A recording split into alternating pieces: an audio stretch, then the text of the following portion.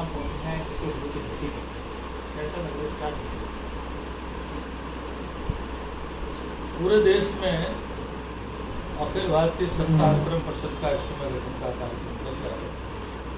उसी क्रम में मेरा यहाँ आना हुआ है। मेरी बात तो पहले हो गई थी, लेकिन औपचारिकता करनी थी, इसलिए हमने अलकनाथ जी महाराज को हमने अखिल भारतीय संताश्रम परिषद का राष्ट्रीय उपाध्यक्ष मनोनीत घोषित किया है। तो इनको बहुत बहुत मेरी शुभकामनाएं। भगवान इनको शक्ति दे, सामर्थ्य दे। भारत को संतों का देश बनाना, संत किस प्रकार देखते हैं? ये बात तो आपकी ठीक है, प्राचीन संतों का देश से कहा ही नहीं जाता है। या एक नहीं, हजारों लाखों साल पुरानी यहाँ परंपरा है। ऋषि मुनि और संतों ने यहाँ तपस्या की, इसीलिए संतों का देश है। लेकिन कलयुग के प्रभाव के कारण से संतों पर और संतों के मठ मंदिरों पर दुष्ट लोगों की नज़र पड़ी हुई है। इसके कारण से संतों की और मठ मंदिरों की रक्षा हो, इसीलिए अखिल भारतीय संत आश्रम परिषद का पूरे देश में गठन की प्रक्रिया चल रही है, ताकि संतों की रक्षा हो सके और उनके मठ मंदिर आश्रमों की रक्षा हो सके। आज बहुत आवश्यक है कि देश को अगर विश्वगुरु बनाना है, इस भारत को हिंदू राष्ट्र घोषित करना है, या हिंदू राष्ट्र की स्थापना करने के लिए पूरे विश्व की मान्यता प्रदान करनी है, तो यह आवश्यक है कि संतों की प्रतिष्ठा बढ़े, मठ मंदिरों की प्रतिष्ठा बढ़े। संतों की प्रतिष्ठा बढ़ने से सनातन धर्म की प्रतिष्ठा बढ़ेगी, क्योंकि सनातन धर्म के मूल में संत हैं। संतों को अगर सनातन धर्म से निकाल दिया जाए तो कुछ बचने वाला नहीं। हम लोग खूब चर्चा करते हैं, पूरा विश्व आज सनातन धर्म की ओर देख रहा है।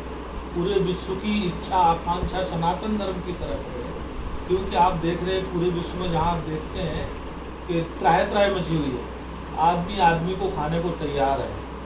आप देखते हैं एक संस्कृति है जो कहते हैं कि जो यीशु को नहीं मानता वो शैतान है, और शैतान को इस धरती पर रहने का अधिकार नहीं है। एक दूसरी संस्कृति क्या कहे, विचारधारा क्या है या संप्रदायवाद क्या है, वो कहते हैं जो अल्लाह को नहीं मानता, कुरान को नहीं मानता, वो काफिर है, और उसकी हत्या कर देना ही उनके लिए जन्नत है। वहीं पर एक सनातन धर्म है अति प्राचीन काल, और अति प्राचीन काल का मतलब जब से सृष्टि प्रारंभ हुई है तभी से सनातन धर्म है। इसीलिए इसका आदि नहीं तो अंत भी नहीं होगा। कोई चाहे कितनी ताकत लगा ले, थोड़े बहुत हमले हुए हैं, बार बार हुए, एक बार नहीं अनेकों बार हुए, क्योंकि सनातन धर्म वसुधैव कुटुम्बकम की परिकल्पना रहती है। पूरी धरती मेरा परिवार है, सभी सुखी रहें, सभी प्रसन्न रहें, सर्वे भवन्तु सुखिनः सर्वे सन्तु निरामया। ऐसा नहीं है कि सनातन धर्म को मानने वाले ही सुखी रहे, ये हमने कभी नहीं कहा।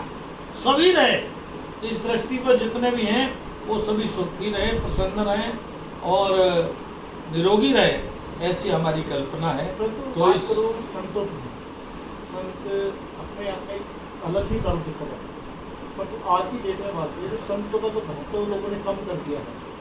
काफ़ी संत ऐसे जो भोगग्रस्त हैं, उनके कहीं ना कहीं संतों पर इफेक्ट गलत। आप थोड़ा सा गलत दिशा में चले गए। आप देखेंगे प्राचीन काल से भारत में जो सत्ता थी वो धर्म सत्ता के थी, उनसे विचार विमर्श करती थी। उनकी संतों की कुटिया में राजा जाता था और विचार करके जो जन कल्याण की काम होते थे वो सत्ता काम करती थी।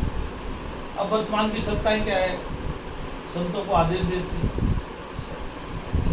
राय तो लेना बहुत दूर है, संतों पे हमला कराती है, संतों के मठ मंदिर उजाड़ती है, तो फिर क्या होगा, समाज में शांति होगी? शांति नहीं हो सकती। तो ये अंतर जो मूल आया है वो मूल ये आया है कि सत्ता साधु के साथ रहती थी, अब क्या है, साधु की अपनी इज्जत बचानी मुश्किल हो गई है, सत्ता निरंकुश हो गई है। जब किसी भी देश में, समाज में सत्ता निरंकुश हो जाती है तो फिर उपद्रव होते हैं और सत्ता मनमानी करती है, और मनमानी करने के दुष्परिणाम आते हैं, क्योंकि सत्ता का स्वभाव है, और वो स्वभाव ये है, प्रभुता पाए काहे मत नाई, सत्ता से बड़े बड़े लोगों को अहंकार हुआ है, तो अहंकार से नहीं, और अहंकार सर्वनाश की जड़ है। उसको कंट्रोल के लिए केवल धर्म सत्ता ही है। सनातन के जो पोषित करने वाले संत हैं वो ही उन पर अंकुश कर सकते हैं, कोई दूसरा और नहीं कर सकता। और अंकुश करने का मतलब उनको कोई मुर्गा बनाना नहीं है। अंकुश करने का मतलब है कि धर्म के पथ पर चले, जनता के कल्याण के लिए काम करें, राष्ट्र और धर्म की सुरक्षा के लिए काम करें।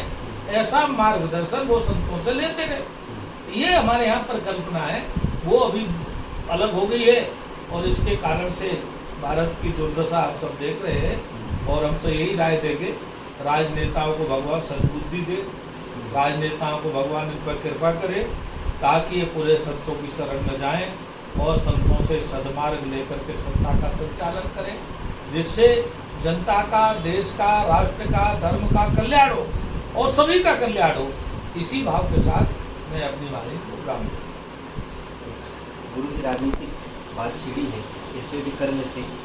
एक बात की बात